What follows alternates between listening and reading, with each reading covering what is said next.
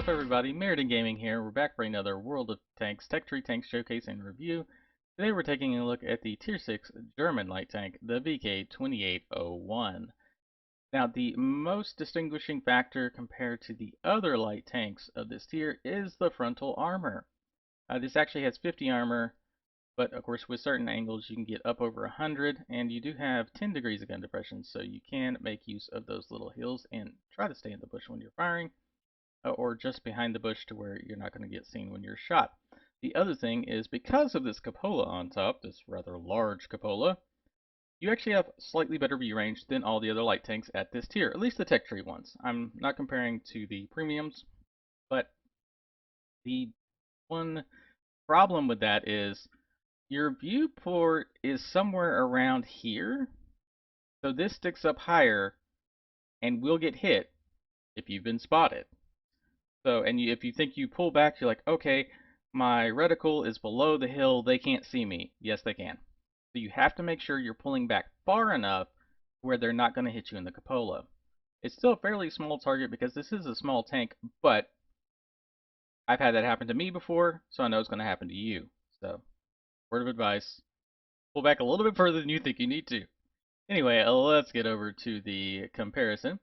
So we got the VK, the T-37 from the Americans, the M25 from the Russians, Crusader from the British, and the AMX-12T from the French. Now there's also the wheeled light tank here as well, but it's really a completely different animal, so I'm not going to bother comparing it here.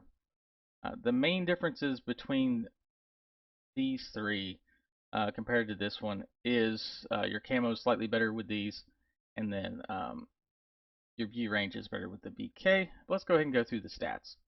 A DPM, not great, not bad. The good thing here is you do have slightly better penetration than everything but the AMX-12T. Now the AMX, which runs down that bat-shat line, they are really designed to use your gun a lot more than the majority of these other tanks. You can use your gun with these, but the AMXs are designed to be hit and run light tanks, is what I will say. We also have, of course, 790 velocity, 110 damage, so kind of right in the middle of all of these. But if we step up to our gold rounds here, which are APCR, so definitely carry a few of those, that gets us up to 158 pin, so you're not going to be able to take on those tier 8s front on. You're going to have to try to get to the sides or the rear, but that's when you're one of the few left in the game. That also does step up our shell velocity to almost 1,000, so you don't have to lead nearly as much with the gold rounds if you have the ability to take those. If you're free to play, of course, you have to stick with the standards and just carry a few of these just in case. Ammo capacity of 87, so you have a good amount of rounds.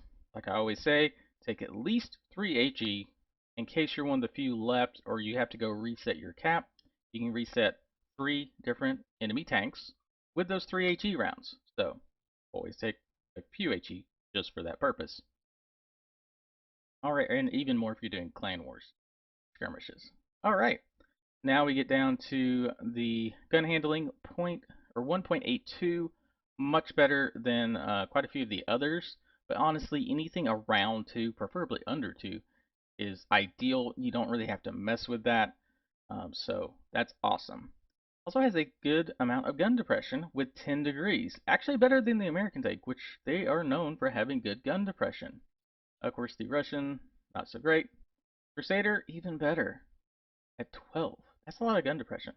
But this allows you to peek over those little hills and take a few cheeky shots at people that don't know you're there. Although I would prefer, or the way I play, I try not to use my gun at all unless it's absolutely necessary, or if there's multiple light tanks, because at this tier, you're going to be running into those tier 8 light tanks, so there's going to be a lot of light tanks going around, so you just have to kind of find a bush that you can pull slightly behind so that you cannot see through it, but you can still shoot enemies with it. Alright, then we get down to speed. This is one of the faster, although honestly, they're all right around the same. You know, they're within 6 kilometers per hour, so you're going to get to the same locations as everyone else. And then armor, yep, in the front, 50. So better than everybody else. Of course, the MT has slightly better side armor, but you're a light tank. There's going to be a lot of people that are going to be throwing HE at you, in order to try to one-shot you if possible. You also have to watch out for um, a lot of those artillery. If you sit in one spot, if you're spotted, those artillery are going to try to hit you to take your team's vision out of the game. At least when I play artillery, that's what I gun for. Then I try to go for those heavy hitters. Alright, camo. So not quite as good because it does sit up a little bit higher. Not quite as high as T37. But we can get this up to around, I want to say 35 for a moving build, and for a sitting build, I want to say it's like 40, or no, 37, I think. And the view range, like I said, slightly better than everyone else. So, what are we going to go for skills-wise? 6th Sense on your commander all day, every tank except for artillery. You have to have 6th Sense. And because we're a light tank and I try to focus on concealment, or camo, we want concealment next. So we're going to put 6th Sense on our commander, concealment on everybody else. Then once you have 6th Sense, concealment on the commander as well. Beyond that, you're going to be wanting Brothers in Arms, which improves all your skills. And on your commander, because I think he's also the radio operator, you're going to want Recon and Situational Awareness. That gives you that little bit of extra boost to your view range. On your other, whatever you call them, yes, crew members, you're eventually going to want to grab Snapshot, Smooth Ride, and Intuition, which I don't think shows here. It does not. But that will give you a little bit better gun stats. Not great, but it helps. You know, every little bit helps for, especially once you're one of the last tanks alive, and you have to try to take out some of those tanks that are giving your team problems. But the main stats that's going to affect, oh, I forgot to do equipment. Let's do equipment. So my setup, because I'm trying to maximize concealment while moving, because I like to move around a lot, is going to be that low noise exhaust. Now, if you're trying to focus on view range, of course you could put your vents or your optics or your binocs here, but this is the way I set all my tanks up. So I do that, then I get my mouse is not cooperating. Optics, and then finally vents. So this is my setup. You could also switch out to binocs and a camo net, and you can move those around depending on what is your best setup. But this is the general setup that I use. We could also take out vents and throw on a gun rammer if you do plan on using your gun a bit more than I do. Alright, so what does that get us up to? So 35 both moving and stationary, and then a view range of 461. So it doesn't give us that extra little bit, because anytime you're 10 points over, for every 10 points over, you actually decrease the enemy's camo by 1%. So let's go ahead and take a look at if we had those binocs and the camo net. I would throw the binocs probably here and the camo net there instead. That gives you that little bit of extra. So max view range of 535. So that would mean, I want to say you're going to decrease the enemy's camo by 8%. It's a considerable amount if you think about it. And then your camo while stationary is 37. So you gain 2 points of camo while sitting in a bush. To me, it's not worth it because your moving camo is quite a bit lower. That's why I like running that low noise exhaust. Anyway, let's go ahead and get over to the gameplay. Today we're going to be watching Leaf Viking, which I think is a reference to Leif Erikson, one of the first Vikings to find, was it Greenland or Iceland? I'm not sure which. But then we are playing, of course, on Ghost Town. So, let's watch. Oh, and one thing I will mention here is, as you notice, he only has camo on his hull.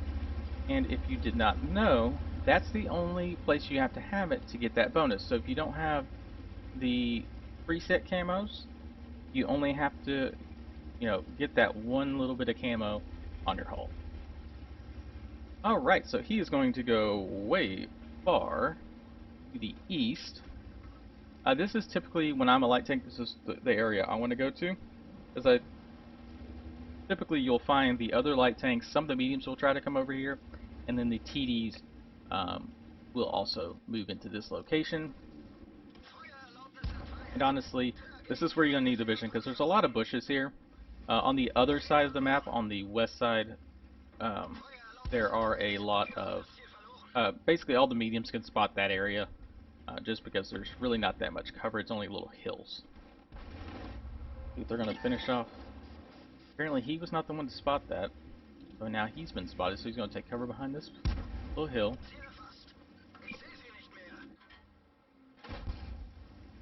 Nope, I don't think he got that one. We'll have to check in the stats at the end of the game. Thinks he's been unspotted, so he's going to move up here to try to spot the AT-15.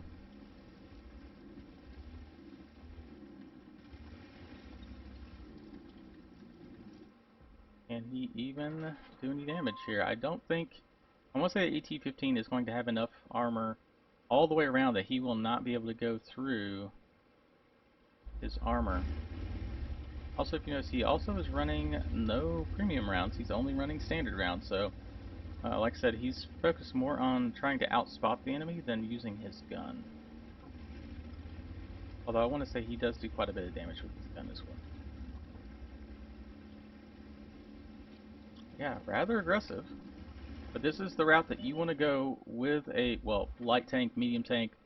If you're rushing this side, oh, he's been spotted. I'll try to track the enemy. That's a great option with these lower pin light tanks against the higher tier enemy. Tracking them, allowing your allies to get shots on them. See if he can track this guy. Oh, there was a spot where he could go through. Something is spotting him though. I don't know if it's the AT. It probably is. The AT probably has decent enough view. Nope, there it is. That's what was spotting him. The T-50-2. Oh, like I said, that artillery already took half his health with one shot. You gotta watch out for the artillery here. Oh, and he spotted the artillery even. You gonna try to get into a position to take these guys out rather quickly? I'm gonna use auto aiming. Okay, he's been spotted.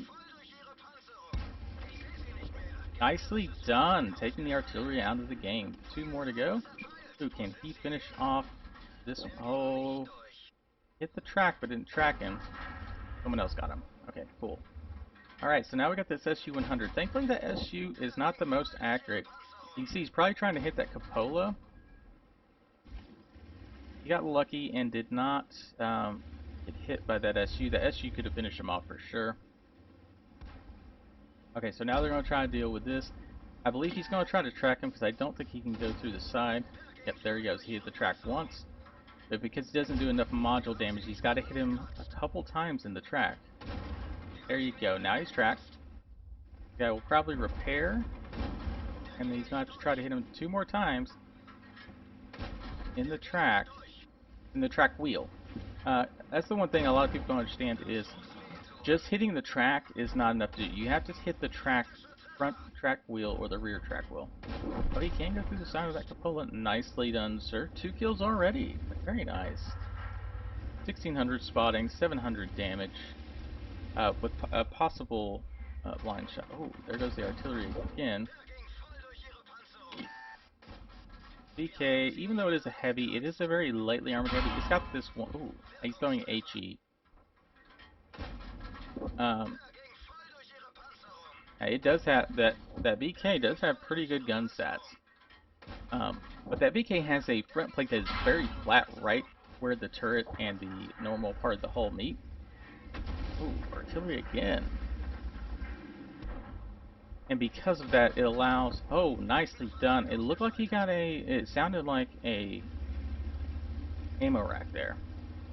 He did. It showed that he did quite a bit of damage to that SU, even though it only shows he did 26. It showed like, what, 500?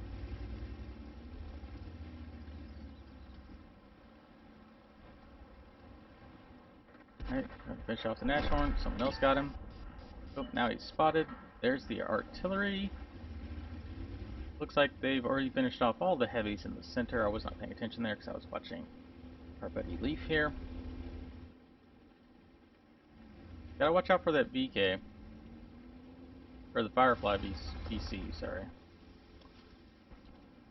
And then this artillery may try to blind fire him. Maybe not. Okay, yeah. He got lucky, hit him with the track. Now you can finish him off. Or this Hellcat can. And that is it. So let's see, we got 1400 damage and 2600 spotting, but let's go ahead and take a look at those gun stats, see if he hit any of those blind shots. All right.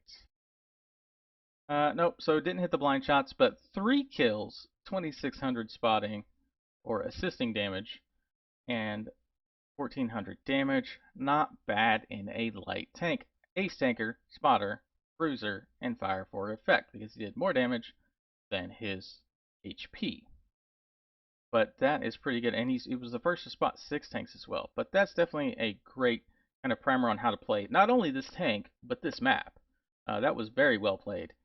But anyway, that's going to be it for today. If there's a specific tank you wish to see, just let me know down in the comments of the most current Tech Tree Tank video, or if there's any improvements you think I can make on this series, that would be great.